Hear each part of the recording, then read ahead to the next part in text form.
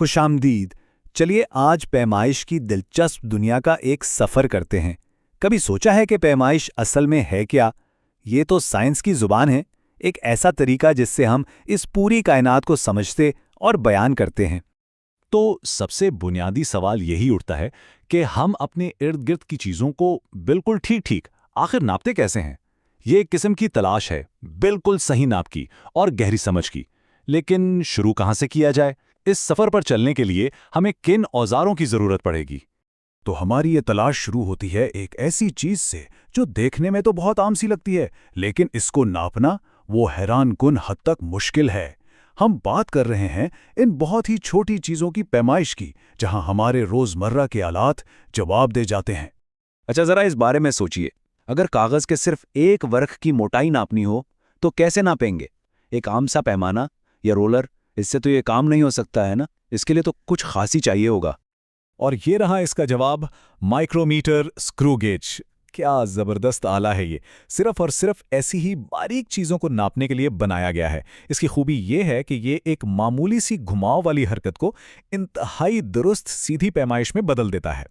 देखें, हर नापने वाले आले की ना एक हद होती है।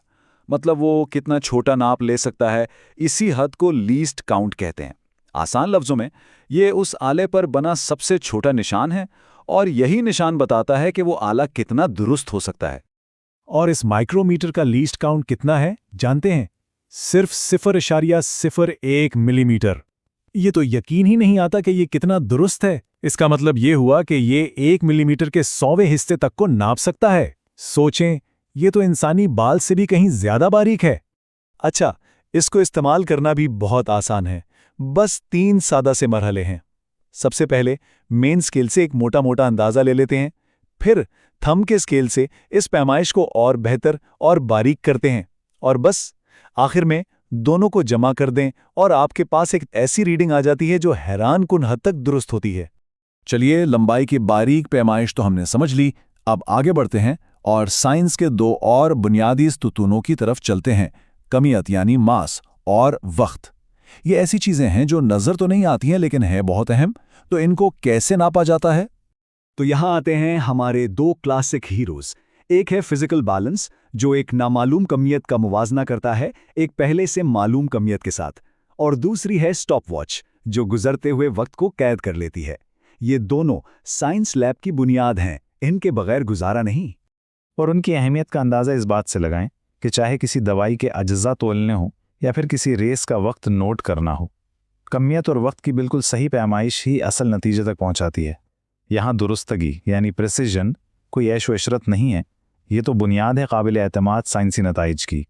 खैर, अब तक तो हमने सीधी साधी चीज़ों की बात की, लेकिन उन चीज़ों का क्या जिनकी कोई मखसूस शक्ल नहीं होती, जो बिल्कुल बेतरतीब हों? यहाँ से हमारी पैमाइश की अगली और बहुत दिलचस्प पहेली शुरू होती है। मिसाल के तौर पर एक छोटा सा बेढंगा सा पत्थर ले लें। उसका हुजम यानी वॉल्यूम कैसे मालूम करेंगे? रोलर से इसकी लंबाई, चौड़ाई और ऊंचाई तो नाप नहीं सकते, बिल्कुल नहीं। तो इस मसले का हल है ये, एक आम सा पैमाइशी सिलेंडर। वैसे तो ये मायात यानी लिक्विड्स को नापने के काम आता है, लेकिन इसमें एक छुपी हुई सलाहियत भी है, और वो ये कि एक बहुत ही स्मार्ट तरीके से ये ऐसी ठोस चीज़ों का हुजूम भी बता सकता है। और ये कमाल है डिस्प्लेसमेंट मेथड का। इसका असूल बहुत शानदार और बहुत आसान है। जब भी कोई चीज़ पानी में डुबोई जाती है तो वो ठीक अपने हुजूम के बराबर पानी को उसकी जगह से हटा देती है। और तरीका इसका इंतहाई आसान। पहले सिलेंडर में पानी का शुरू का हुजूम नोट कर लें, फिर आहिस्ता से उस पत्थर को पानी में डाल दें। अब पानी का नया हुजूम नोट करें। बस दोनों हुजूमों का जो फर्क निकलेगा ना, वही इस पत्थर का हुजूम है। देखा कितना आसान और जबरदस्त तरीका है। तो इस सारी गुफ्तगू से हमने क्या सीखा? चलिए, जो अहम बातें उनको जरा मुख्तसर सा दोहरा लेते हैं। हमने देखा कि हर अलग किस्म के चैलेंज के लिए, चाहे वो कागज़ की बारीकी नापनी हो, किसी चीज़ का वजन करना हो, किसी वाक़े का दौरानिया नोट करना हो, या फिर एक बेढंगे से पत्थर का हुजूम मालूम करना हो, साइंस के पास हर काम के लिए एक ख़ास आला मौजूद है। असल बात यह है कि ये सिर्फ औजार नहीं हैं, बल्कि ये मखसूस मसाइल के लिए सोचे गए बहुत ही स्मार्ट हल हैं। इनमें से हर आला इंसानी जहानत का सबूत है, एक ऐसा जरिया जो इस कायनात के राजों से पर्दा उठाने के लिए बनाया गया है। एक वक्त में एक छोटा सा कदम। तो अगली बार जब कोई पैमाइशी आला देखें तो उसके पीछे की कहानी के बारे में ज़रूर सोचिएगा। ये जो बिल्कुल दुरुस्त पैमाइशें आज हम ले रहे हैं ना, यही कल आने वाली नई टेक्नोलॉजीज़ और दरियाफ्तों की बुनियाद हैं।